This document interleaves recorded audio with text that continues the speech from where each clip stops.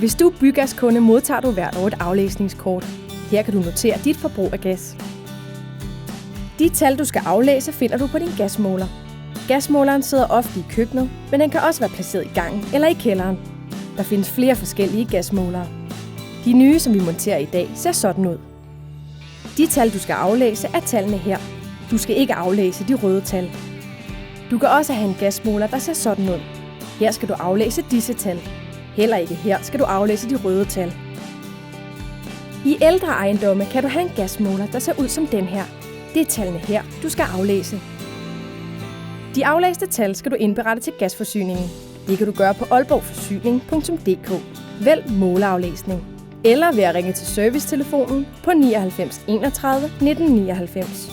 Hvis dit forbrug har ændret sig meget, så tjek om gasmåleren står stille, når der er lukket for komfuret. Ellers tjek tallene igen. Bruger du udelukkende gas til madlavning, vil dit gasforbrug være på ca. 28 kubikmeter gas om året, hvis du laver mad til 4 personer.